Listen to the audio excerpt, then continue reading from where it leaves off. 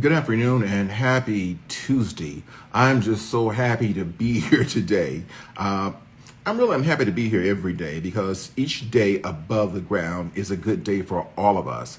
And we've got to learn how to be happy in all things. We've got to learn how to be happy in all things. Again, I want to thank our faithful followers. It's kind of interesting that on such an important topic, knowing your children developmentally, knowing what to look for and look out for, and also no surprises. I would think that people will be raring to get on here because I normally get paid to do this. This is a free session for parents and those who are wanting to be parents to understand their children developmentally. That means from birth to adulthood. And it's designed to keep us from making so many mistakes with our children and having so many false expectations and expecting our children to be adults when developmentally they're not ready to do that. I do want to again thank the followers for being with us every week. I'm also very happy to announce that these recordings are now on our website. So you can actually go to our website and view each recording each week just in case you missed it. The website is thechildrensfoundation.net. Click on it, go to Let's Talk About It, and you'll see all the live streams we've had since we started. Now, when we originally started, we did not start recording right away. So the first three segments are not there, but the rest of them are there. I also think that it's important that I focus on children's development because how can we proclaim to be a children our priority when we've not made it a responsibility of ours to train parents on what to look for? We can have all these wonderful, exciting topics and all the drama, but guess what? This is going to be the most important 4 sessions I think you'll ever get. These are the most important 4 sessions. You got a session last week on egocentrism and part of sensory motor. You got that last week.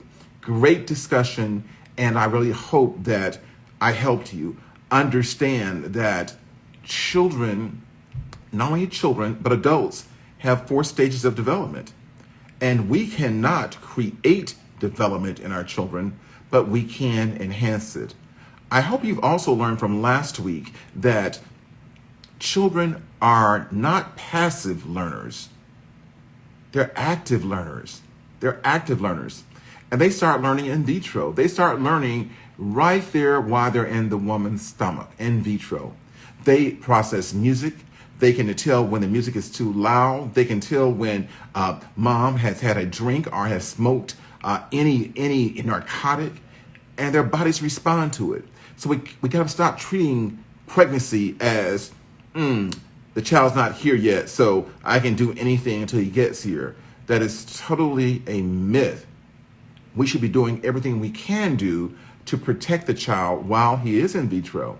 That means making sure there's nice music that's playing, making sure that the environment the mother is in is stress-free, making sure that there's no vulgarity and profanity being said around the pregnant mother, making sure that there is no anxiety-creating activities because the child feels it all, and most important, making sure that the mother gets great prenatal care with all the nutrients that she needs for her and the unborn child.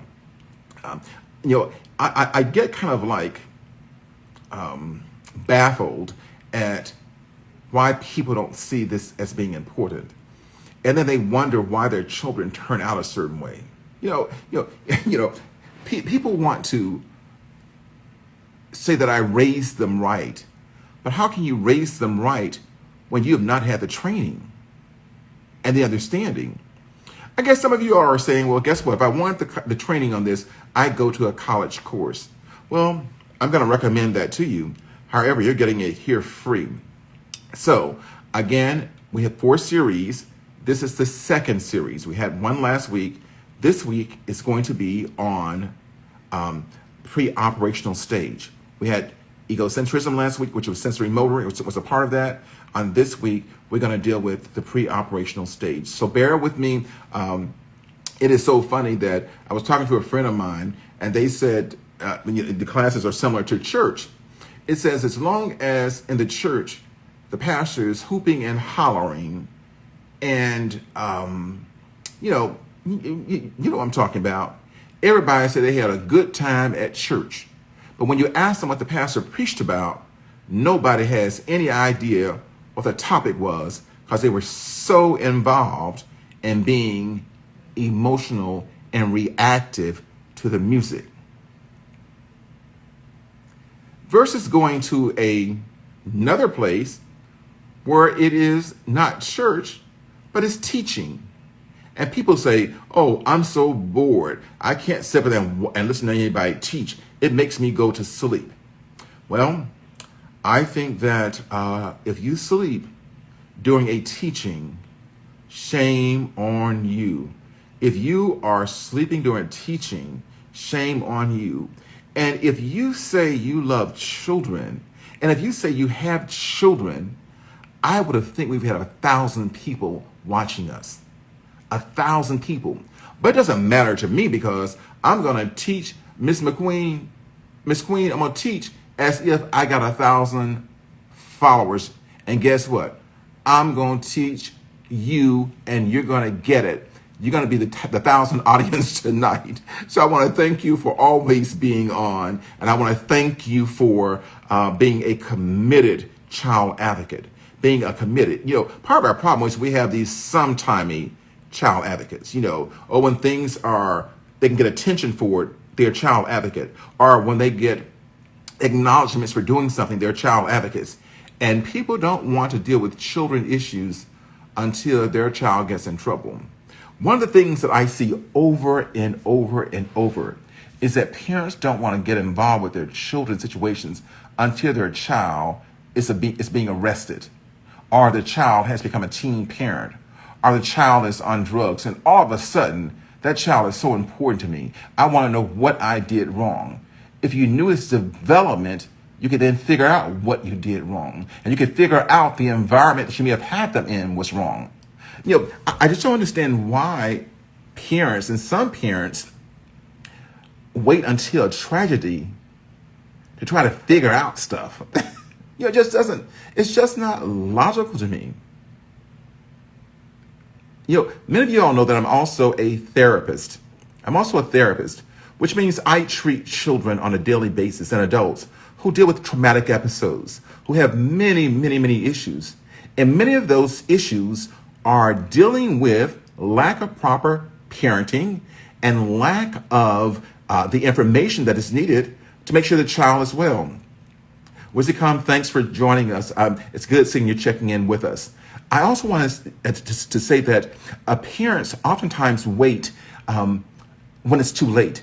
They want to start raising children at age 13. It's much too late then. They want to start advising children when they're 15 years of age. Much too late then. When you start advising children should be from day one. I mentioned to the audience last week and throughout our broadcast that a child's personality is set by age 3. That child's personality is set by age 3. So you're going to waste your time until age 12. You're way too late. You're 9 years too late. We should be putting in as much emphasis with our children as possible during their early years. Because those early years are the most impressionable years. Unfortunately, culturally, Black parents don't talk to their children that much. They allow them to, and I don't mean to be stereotypical. They allow them to be children and do things at their time. And sometimes we scream and shout, and some parents cuss at their children. And my comment is, what are you creating? What are you creating? Well, I'm going to tell you, I lived long enough, and I'm going to tell you what you're creating. You're going to create a child who is defiant, a child who does not respect you, a child who said that you were a good parent because you allowed him or her to do everything they wanted to do. And my friends, that is totally wrong. That is totally wrong. So I do sort of like want to get into tonight's discussion, and that is, what is the next stage of development for children? And it is the pre-operational stage. Last week we talked about the sensory motor, and we talked about egocentrism. And sensory, of course, the base word is sense. So children use their sensory skills to learn. They use their sensory skills. They use their hands. They use their mouth, the sense of smell and eyes and touching. They use all those things to form this description of this new world that they're in. Because when they were in their mother's stomach, they didn't have chairs, so they couldn't say chair. There was no chair in vitro. There was no table in vitro. There was no sofa in vitro. There was no television in vitro. So these children are learning words and symbols and learning how to operate within their new framework. Within their new framework. It is amazing to me that oftentimes I hear parents, telling their kids to do things. I'm saying the child has no idea what you're talking about. The child has no idea of the definition. You're telling him to do 5 things at one time. He's only 1 year old, and then you call him stupid because he can't do that. You call him stupid because he can't do it, when developmentally he is not able to do it. So here we are now at the pre-operational stage.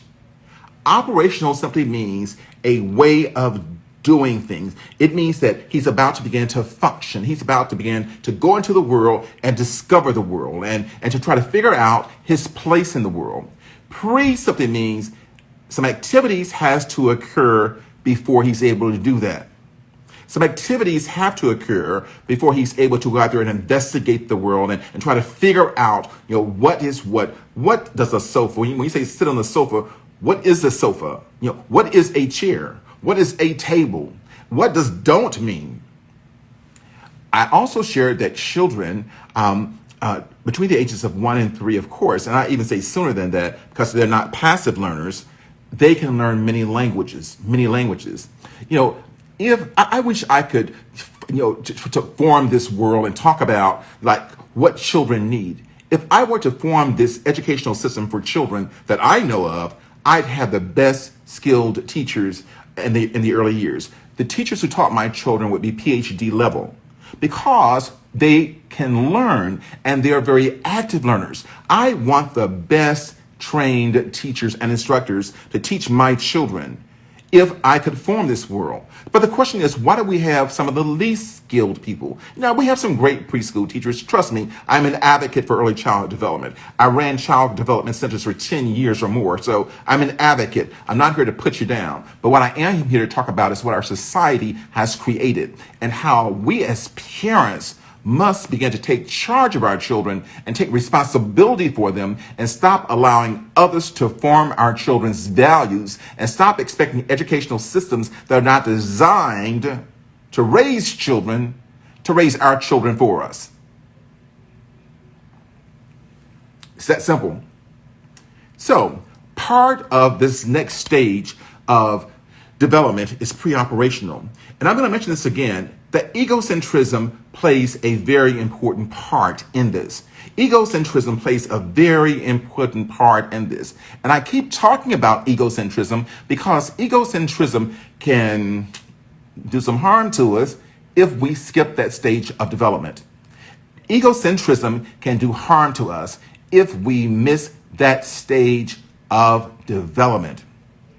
I mentioned last week, how many of you all know someone who knows a grown-up who thinks they should be supported, who thinks that the whole world should cater to them? And egocentrism is a person who only thinks about themselves. In other words, is selfish. Yes, I'm going to say this. Babies are selfish because they're supposed to be selfish. They don't know how to feed themselves, clean themselves. They don't know how to take care of themselves. And that's why they have parents there. This is why they have parents there to do that for them. It's very important that we understand our role with these children. And you may say, Dr. Miles, why do you keep bringing up this? because I take it very seriously. I teach college courses, and I tell my students that if you don't understand the stages of development and want to be an educator, you're doing harm to children and you're doing harm to the world. We need to know what children are capable of doing and what they're not capable of doing developmentally. We know what they're capable of doing and what they're not capable of doing developmentally. What is the pre-operational stage and what does it mean for us? I shared what pre means. I shared what operational means. It means they're about to begin to learn about this world that they're in. This world that they're in. And and I have to take a sidebar to make this comment that, I've been around families and I've been around families in the grocery store and it just hardens me to hear a parent fuss and cuss at a 2-year-old. I mean, it's just, the parent is cussing out a 2-year-old because the child desires something. And the parent, the only way she knows, I guess, is to cuss the child out and say, I should have left yo at home. But then she wants that same child to grow up and respect her. It ain't happening. It's not happening. And or people who have their children living in fear of them. It's just, it's mind-boggling. And this is not cultural. I've seen it in all cultures. And some of the impact, some of the things that are causing this is that parents are on drugs. Parents are on drugs. Parents are allowing their children to be in the same room with them as they smoke marijuana or meth and any other drug. And they socialize the child with that behavior. But then they want to try to figure out why at age 12 is he smoking marijuana? Or why is he on cocaine? Or why is he stealing? He's doing that because you created it. You created that. So you can sit back and blame the child about being bad and the child about not being honorable and all that kind of stuff. But you are responsible for the child's initial formation and its initial view of the world.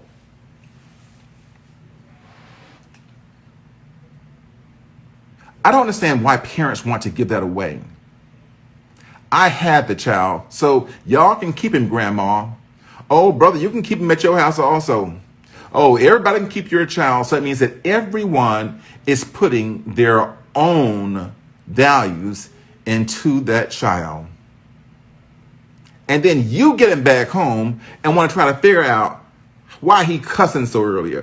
Why is he in the first grade telling the teacher to go to hell? Why is he in the first grade calling the teacher an MF? And then you say he needs therapy. Y'all just work with me. No, you need the therapy because you're the parent and you're the responsible party.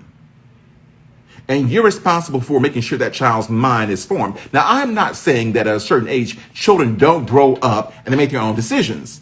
The problem I have is that these parents who give their children away to the world before they can even walk, everybody keeps them. Everybody cusses around them. Everybody smokes around them. Everybody touches them. And the parent doesn't care. And the reason the parent does not care is because the parent does not understand the developmental characteristics for children, the developmental characteristics for children. I really want to thank the foster parents for being on here tonight because this is going to help you better understand the children you're working with. And children in foster care have a different set of issues. They have a different set of issues. Their first set of issues is that they have separation issues. They have separation issues. Somebody gave them away or they were taken away. So that's an issue in itself. And, I've heard of cases where, the kids were in foster care and given to a foster parent and The foster parent treated the child worse than the parent treated them. I'm just here telling the truth, first of all. So I'm not going to sugarcoat it. There's some good foster parents, and there are some foster parents that ought to be in jail. I know some. Right now I'm treating a little boy who just came out of foster care. His grandmother has him. And this little boy told me this story. He said, Dr. Miles, he said, I was in foster care, and he said, for various reasons, he said, like, eventually his mom and his dad both died. And he said that, I'll never forget this. He said, DFACS went and bought me and my sister great Christmas presents and very nice clothing. But the person that we stayed with took those clothing, gave those clothing and those nice gifts to their children, and gave us their children's old clothing. And he said, when I grow up, I hope I don't ever forget her, because I want to go back to her and remind her what she did to me. And I said, you give me her name, I'll find out, and I'll share with the proper people what she did to you. See, I just don't believe in hurting children. I just don't believe in hurting them intentionally. And if it's unintentional, we can blame it on ignorance. But we've got to make sure that we understand the developmental characteristics. Some of y'all saying, well, okay, you keep talking about developmental, let's get to it. No, it ain't that fast. And I'm not trying to rush this. This is very serious business. That first 2 years of life is critical. It's critical because by the third year, personality has been set. Now, the question is, let's talk more about this personality. Whose personality? Well, you're the parent. More than likely, yours. If you're a cusser, your child gonna be a cusser. If you have poor English, your child's gonna have poor English. If you are aggressive, your child is gonna be aggressive. If you are a smoker, guess what happens? The child's gonna model your behavior. The child's gonna model your behavior. So what? So why are you coming to me talking about where he got it from? You know where he got it from. He got it from you. Half of the children in therapy should not be there because they're there because of a lack of care and nurturing of a parent. I wish I had this magic wand that said that no one could have a child unless they've gone through child development courses and passed all the courses. The world would be a better place. The world would be a better place. So here we are now in the pre-operational stage. The pre-operational stage simply means that I'm now venturing out. I'm beginning to learn about the world. Now think about the 2-year-old now. He ventures out. He's touching things. He is putting things in his mouth. And can you hear us saying, put that shit out your mouth? Cussing at the child. Well, guess what? He is learning, or she is learning. That's what I hear. Sit your ass down. I'm saying, you just told a 2-year-old that?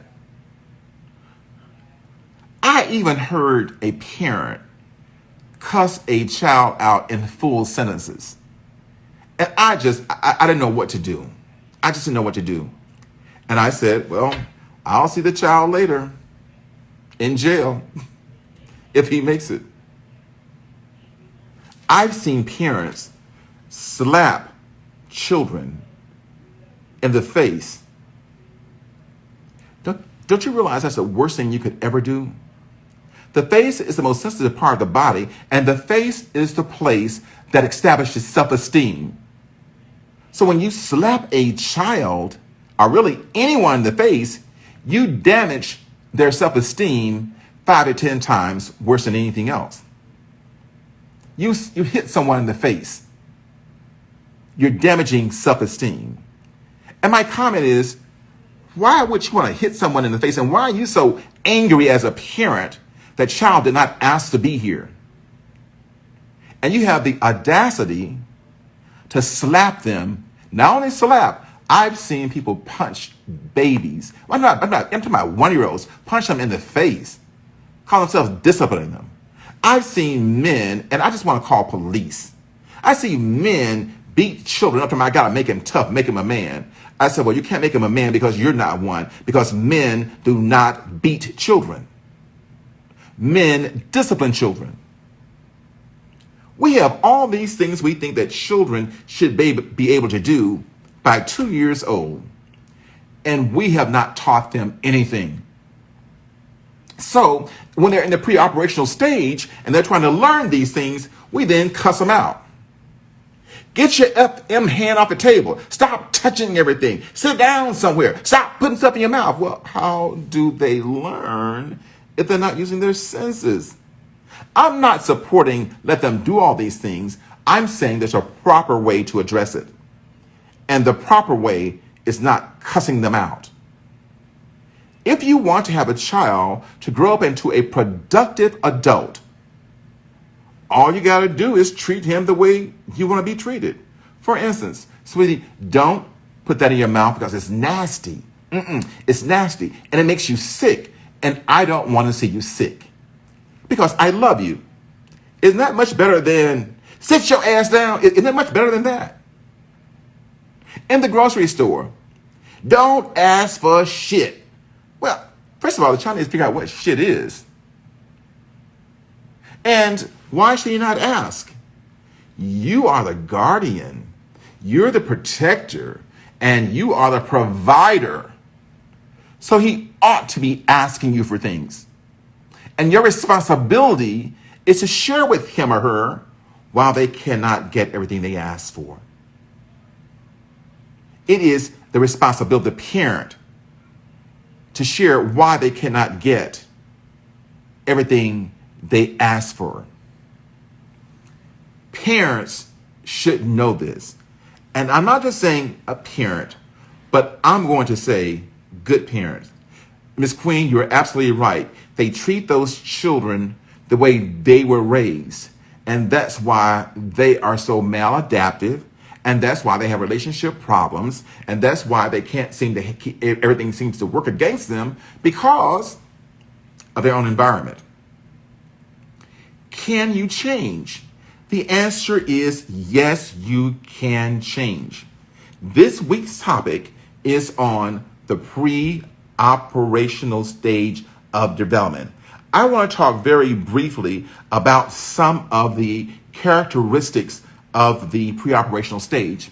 Like I shared last week, I have a different forum. We're going to have fun. So if you want to join me on this live conversation, all you have to do is push the button and say, I want to join the live discussion. I will see it, I will push it, and the audience will see you.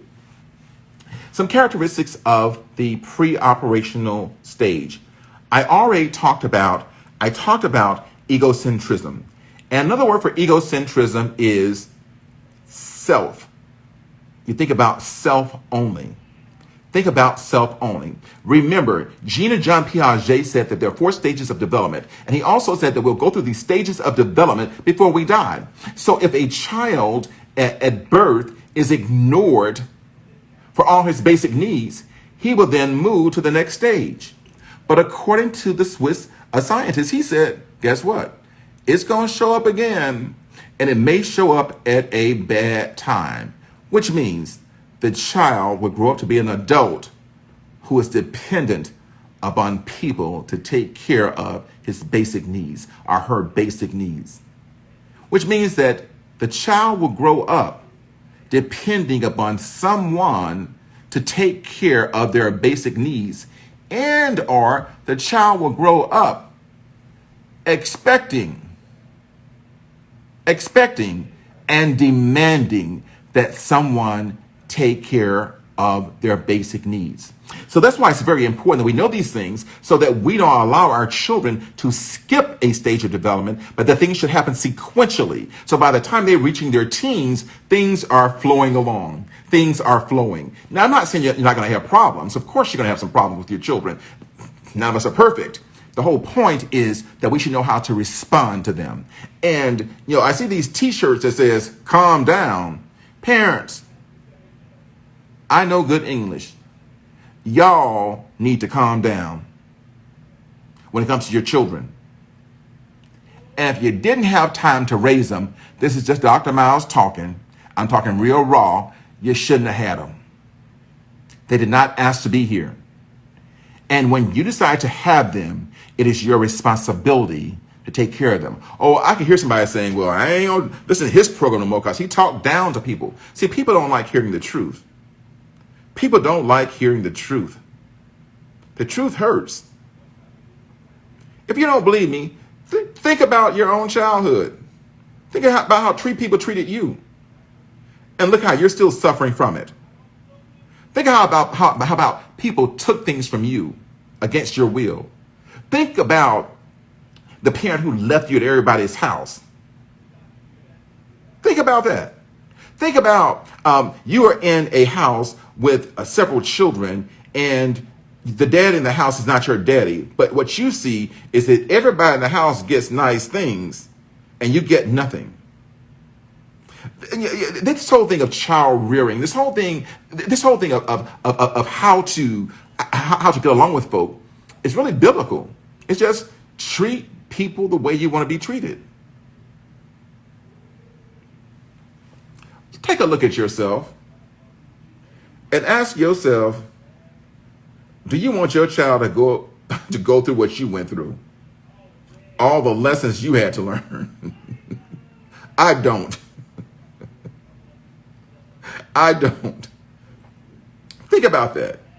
Do you want your children to go through all the things and all the hell that you went through with parents and with cousins and with uncles who violated you and with friends and with neighbors and the lack of trust?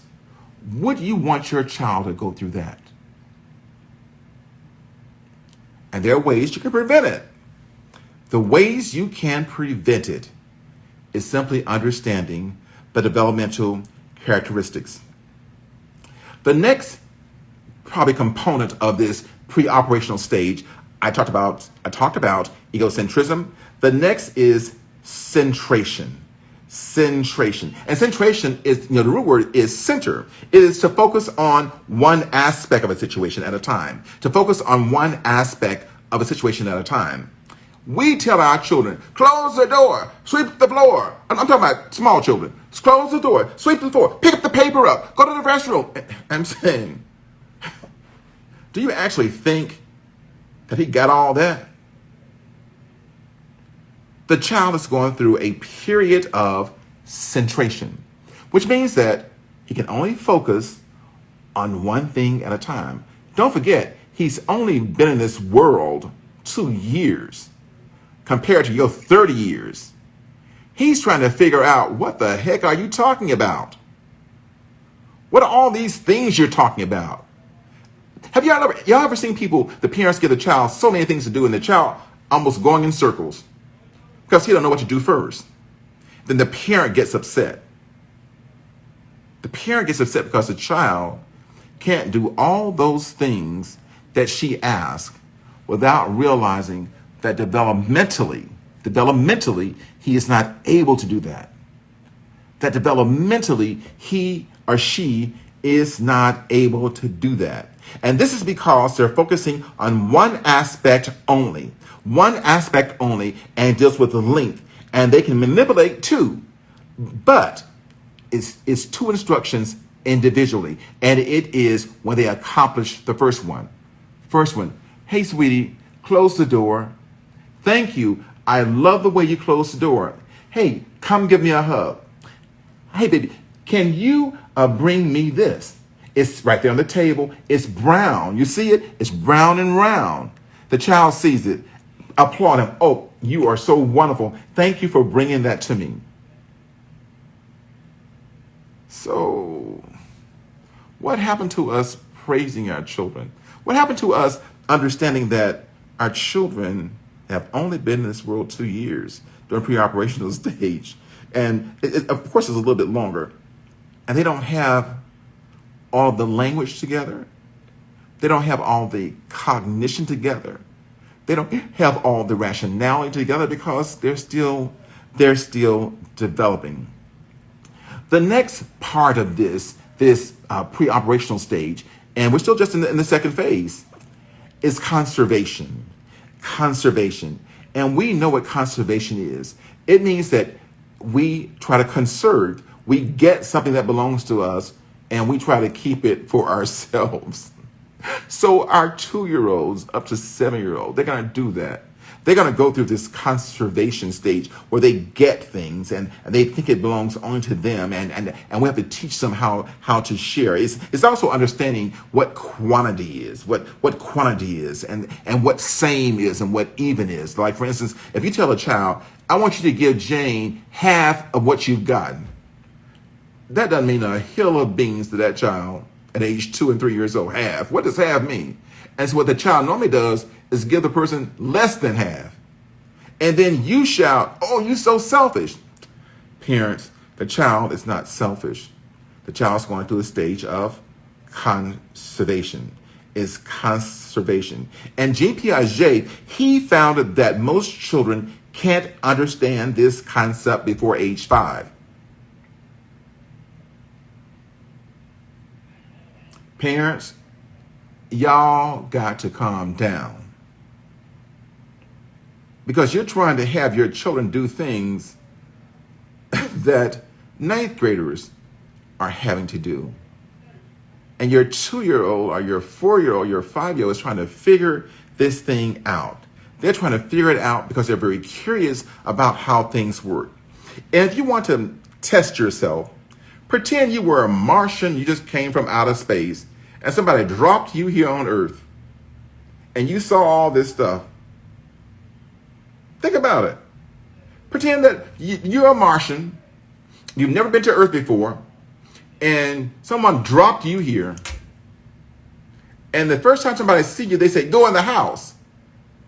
You don't even know what a house is, and you don't even know what go means.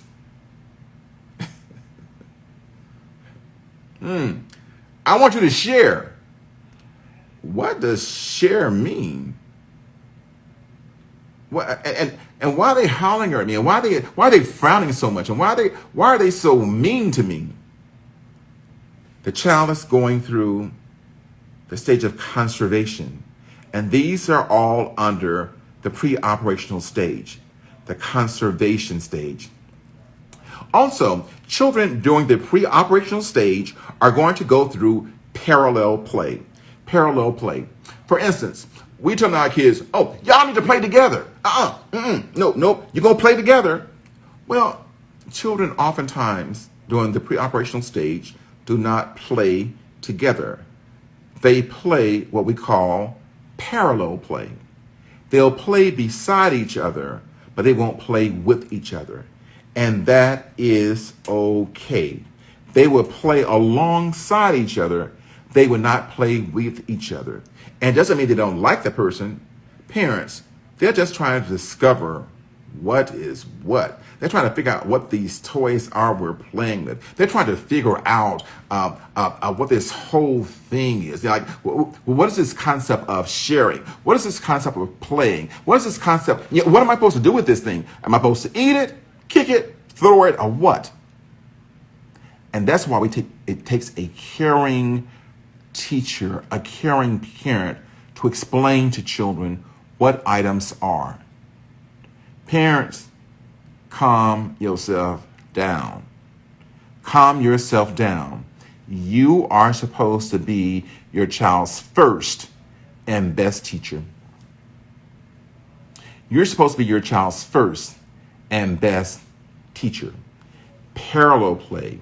Parallel play is when children will play beside each other, but not with each other.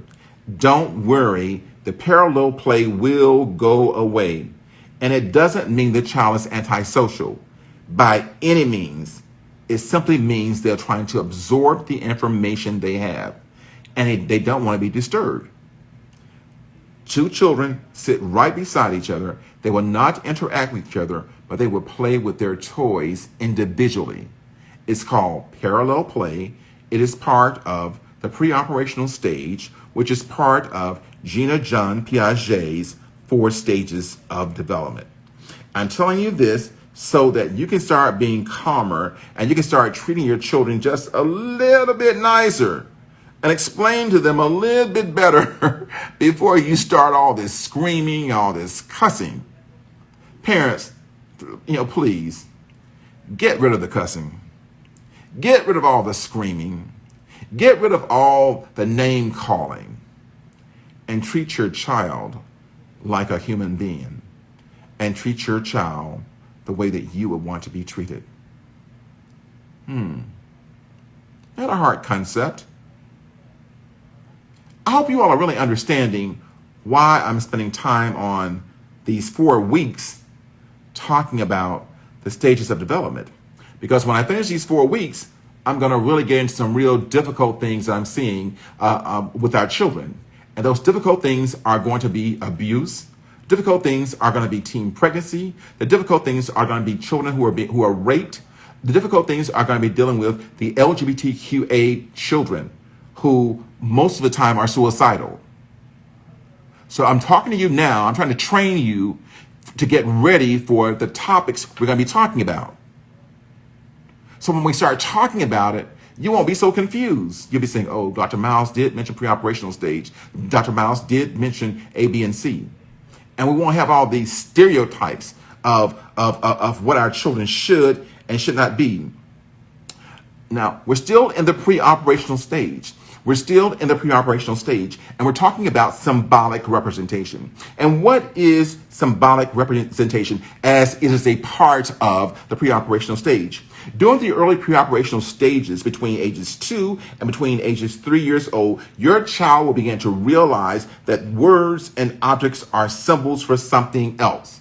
They'll begin to realize that words and objects are symbols for something else. It's hard for us to even learn English, and we're here, we're supposed to be proficient at it, because the same word could mean something totally different in a different context. The same word could mean something totally different. It's according to context and how the word is used. I want you to start watching how children respond to you, how they call you mommy, how they call you daddy, and they're so excited.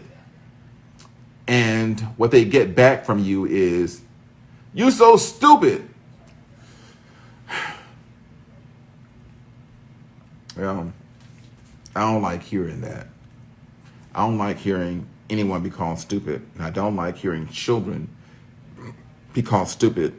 And to me, it's a form of emotional abuse.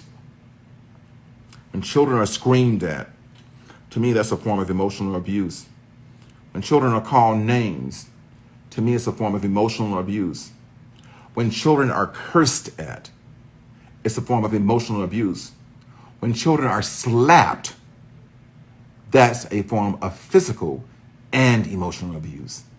When I say slapped, I'm talking about slapped in the face. And no one should ever be hit or slapped in the face. For a matter of fact, no one should be hit anywhere, because violence begets violence. Violence begets violence. And people, I'm not talking about this modern world we in, with social justice and all of that. I haven't got to that. That's a whole lot. I'm trying to teach parents how to be social justice with their own children. This is good. I'm trying to teach parents how to be social justice in their own households. You most certainly can't talk about having social justice in a society when you don't practice social justice in your own household. And social justice is very simplistic. It's like treat people the way you want to be treated, and not properly. I ain't talking about if you want to be beat, that's your issue. I'm talking about treating them fairly and sharing and with love and compassion, and that you're not better than I am, because we're all human beings, and that when you make mistakes, and you can get over those mistakes, and I'm not going to hold those mistakes against you. We're still in the preoperational stage. we're into symbolic representation. It's important that you understand that words and symbols doesn't mean too much to children until we teach them what the word and symbols mean and what words symbolize and what other things symbolize. It is not the teacher's job to do that. A teacher or educator's job is only to teach the child what he's learned at home. It's to enhance what the child's learned at home. If the child hasn't learned anything at home, well, ain't too much going to be happening. Miss Queen, I got your request. I'm gonna log you in.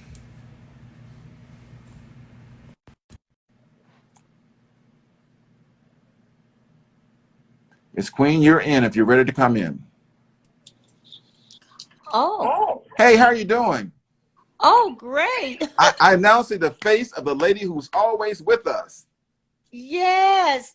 Oh, I was just experimenting. I didn't realize it was going to happen today. Well, I've made your day then. Come on, let's talk about it. Let's tell us a little about yourself, first of all. Oh, well, I've been a foster mom for about 12 years. As a matter of fact, I have 2 boys that I'm doing respite for. I no longer do long term. I just do emergency cases and respite. And I have 2 tall basketball players here. Well, their curfew should be coming up about 8:30. Are they there So, now? well, actually, they're visiting a friend of theirs. Okay, gotcha. Okay. All Yeah. right. And I retired from IBM Okay. and just got laid off from Delta. I was doing assignments. So you're doing, hey, Miss Queen, so you're making all the money then. I wish. I like this free money. Hey, listen, you've been on all of my live streams, and like, what do you think about what I'm talking about tonight? Like just tell me, what are you feeling from these sessions? Let me tell you, these sessions are so good, even though I do teenagers, Mm-hmm. but I think the sessions are so important, so needed. Mm-hmm. As you can see, I'm always commenting about something that you're saying because it hits home. All of us have seen situations like that. I've seen parents when I disagree with how they're raising their kids. Even my own daughter, well, she's like a daughter. She's a foster daughter, but I'm like her mom. She came home for my birthday, and she has 2 kids, and she gets so frustrated with them. And I have to say, Sasha, they're kids, they're Right. still developing. So everything you said tonight just hit home on so many levels. But Mrs. So, P, I'm trying to figure out, and our time is about to run out. I'm trying to figure out why they so mad. Why the parents so mad? well, they don't have patience. That's what I tell my daughter. I say, you're patient. And she knows that her patience, when she was with me, I already knew, girl, you don't need no children, but you know what? They're here now. So we done passed that stage. But they're here now. Miss McQueen, though, check this out though. I find that people have patience with what they want to. If they had somebody they were interested in, they had patience for them. We just don't bury our children. That's what angers me. If it was a boo, guess what? We got plenty of patience. He can be the worst thing on earth, but guess what? I got patience with him. That's But true. with the child that I bore, I cuss him out. Right. I mean, I cuss him and then I slap him in the face, and I tell him that you ain't gonna never be nothing. Yeah. Now that's pretty bad. I just grateful I didn't grow up like that, and so therefore, when you raise kids or nieces or whoever it is, you have that patience because someone had patience with me. Right. And so you pass that out. That's why I think I put in the comments that people are product a lot of times of their environment. Exactly. Hey, listen, stay with me. Stay with me. At this point, I have covered the pre-operational stage. I covered 2 stages. I covered the sensory motor, which also involved egocentrism. I've also covered the pre-operational stage, which had a number of things. It had symbolic representation. It had egocentrism. It also had talked about centration, how kids focus and parallel play. If we understood that, I just believe we'd have better children. I just believe we have better children. And because I am running out of time, I want you to talk to our audience as a parent.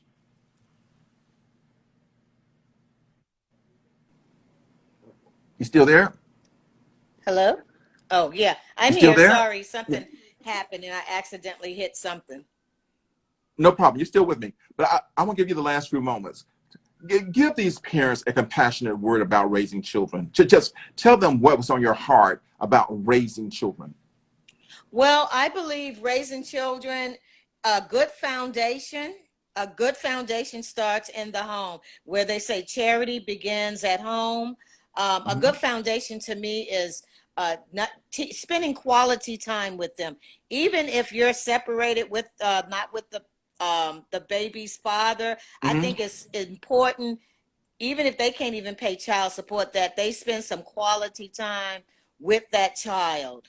Good foundation to me is not just bringing them to church, but teaching them as well. You know, Mhm. teaching them what did you find, get into what they're doing. How was your Sunday school class? You Hey, know, I or want to ask you what? about this, but church is also not just church, because I'm not saying one has to go to church to be saved, because a church is within yourself. But what you're talking about is values. Yes, You're values. talking about That's values. exactly it. Hmm. Teach them some type of values, and just have patience with them, and of course let them know that there is consequences for the choices that they make. you know when they do something good, reward them. When they do something bad, there's a consequence for that. And I'm not talking about beating, Right. because that does make a person more angry. And Mr. you Queen, know we know that now these folks are like, oh, guess what? Beating helped me. I said, but you're an abuser. No, I just don't believe in beating children. I'm not beating. I'm not beating. I'm talking about with sticks and belts and rods and all that kind of foolishness. Because Yeah. it's not an animal. You go to jail for hitting an animal with a weapon. So you most Right. certainly should watch it. And I'm not advocating parents go to Yeah. jail for a bunch of stuff, but I just wish they would be more in tune to what you and I both believe in. I'm Yes. going to close by saying I want to thank you for always being there. I just really hope, and I'm always praying that I'm blessing someone, and that You are.